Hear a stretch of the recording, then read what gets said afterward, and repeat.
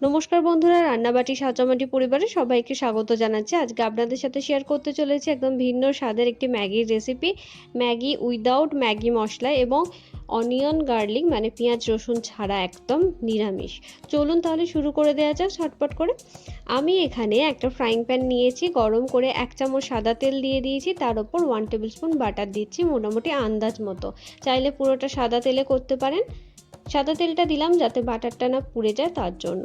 এটা গরম হয়ে গেলেই আমি 1 টেবিল স্পুন গাজর কুচোনো, 1 টেবিল স্পুন বিনস কুচি, কয়েকটা কাঁচা লঙ্কা কুচোনো আর ক্যাপসিকামও দিয়ে দিলাম 1 টেবিল স্পুন মতো কুচোনো। এটা এবার 2 মিনিট ভেজে নেবো। যেরকম আপনার বাড়িতে সবজি অ্যাভেলেবেল থাকবে সেরকমই কিন্তু ইউজ করতে পারেন। 2 মিনিট ভেজে নেওয়ার পর অল্প একটু বাদাম আমি এখানে দিয়ে দিচ্ছি খোসা ছাড়িয়ে নিয়ে। চাইলে এখানে কড়াইশুঁটিও ইউজ করতে পারেন। আবারও এটা একটু নেড়ে নিয়ে তারপর একটা মিডিয়াম সাইজের টমেটোর হাফ টমেটো এখানে আমি দিয়ে একটু ভাজা ভাজা করে নেব। এরপর সামান্য পরিমাণে নুন, 1/3 টিস্পুন হলুদ আর প্রায় 1 টিস্পুনের কাছাকাছি কিচেন কিং মশলা এতে দিয়ে দেব, যেটার মধ্যে সব মশলাই থাকে। একটু নাড়াচাড়া করে নেব।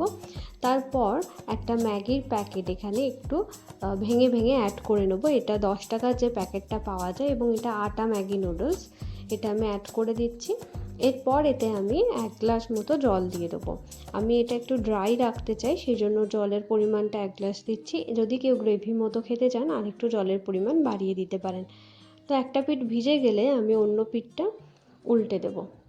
এইভাবে দেখবেন একটু ফোটার পরই এটা নিজে থেকেই আলাদা আলাদা হয়ে যাবে।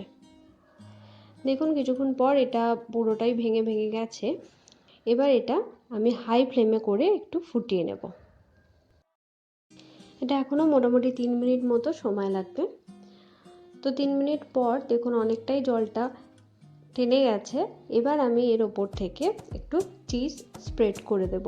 এটা নর্মাল চিজ আছে, যারা চাইবে না চিজ ইউজ করতে চিজ স্কিপ করে যাবেন, কিন্তু তাহলে নুনের পরিমাণটা অল্প একটু বাড়িয়ে দেবেন। তবে যারা ম্যাগি ভালোবাসেন তারা কিন্তু এইভাবে অবশ্যই বানিয়ে দেখুন, চিজটা একটা আলাদা মাত্রা এনে দেয়। তো এবার ভালোভাবে মিশিয়ে দেবো যাতে চিজটা মেল্ট করে যায় এবং তারপরেই গরম গরম পরিবেশন করে দেবো ম্যাগি উইদাউট ম্যাগি মশলা। আশা করি আপনাদের রেসিপি ভালো লেগেছে।